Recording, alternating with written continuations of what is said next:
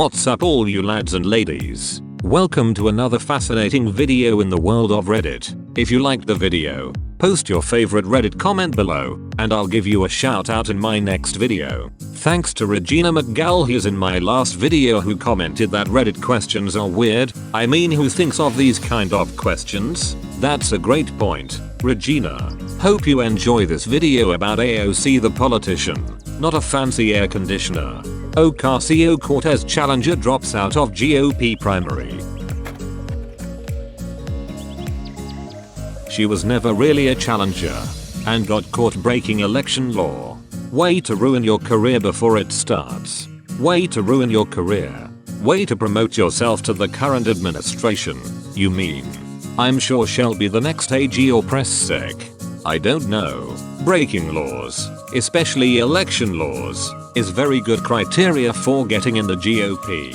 It's like you get caught with your hand in the cookie jar and someone just saw you do it and go like, don't trip, I did it too, and everyone else get one, so you get a cookie. Turns out now you and everyone else is on the same page. You all got a cookie when no one was looking. Couple years go by and you start thinking about that cookie you took. You get an email about how one of your buddies got caught for something unrelated. Your gang needs a fall guy, so they tap you to be the one. You refuse, but is gently reminded of the cookie you took years ago. If you deny, leaks start to happen. GOP are not a political party. And of course she blamed it all on a nebulous conspiracy of socialists and corrupt government officials to stop her, placing no responsibility on herself. Amazing how these children even managed to get this far. Billionaire money goes a long way, I guess.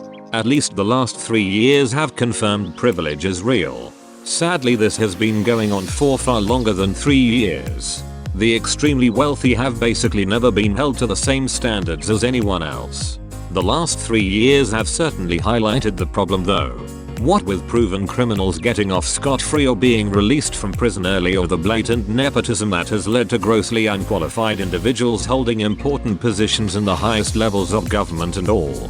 Trump tore that veil right off. But now the question is, will anything come of it? He's openly campaigning for guilty criminals. Not as entertaining as the woman challenging Ilhan Omar. Didn't she get caught shoplifting? Yeah, like multiple times. Apparently she was stealing a red load from Target. Also, apparently Target doesn't initially confront people about stealing. They keep collecting footage of the person so they can actually press charges. So this woman probably stole thousands of dollars of goods.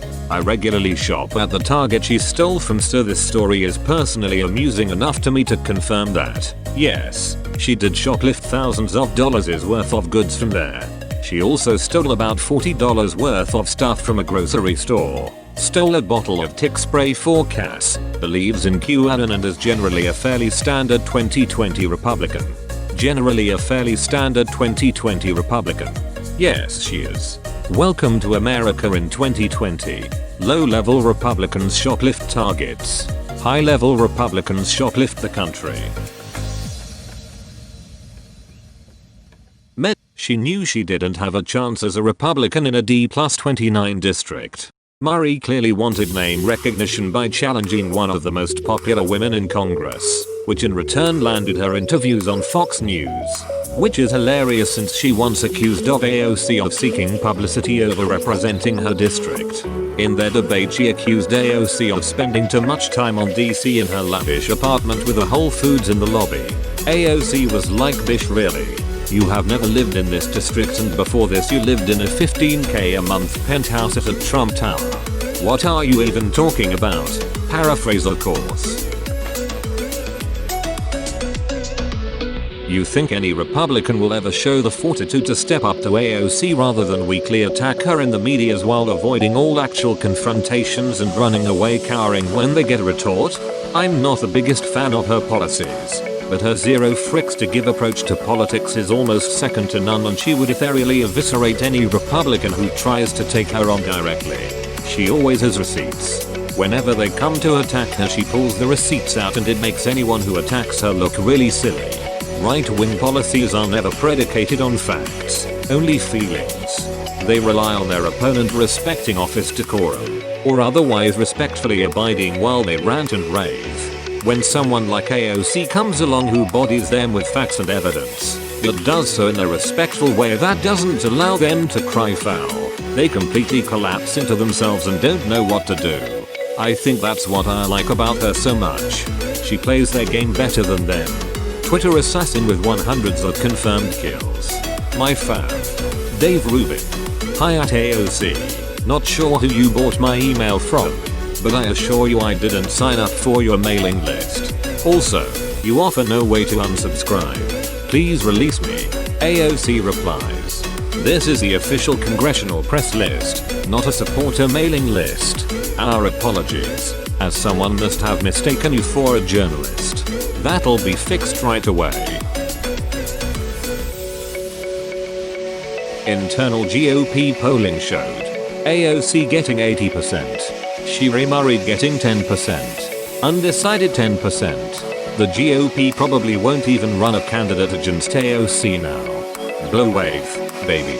The point was never to beat AOC in a Republican versus Democrat vote in the general election. The point was to garner name recognition for the challenger. AOC has become bigger than her district, so she will continue to generate challenges like this. Outside actors from her district will continue to try to use her as a wedge candidate in red districts. See what happens if you vote for a moderate or any kind of Democrat. I'm reminded of how Mark Sanford ran for a congressional seat in South Carolina by having debates in the middle of the street against a cardboard cutout of Nancy Pelosi, whose district is clear on the other side of the country. That is at least somewhat original though. Props to the campaign manager, I guess. If the circus is crazy enough, nobody will care about the lack of bread. No one triggers a conservative snowflake like AOC. It's a litmus test for me.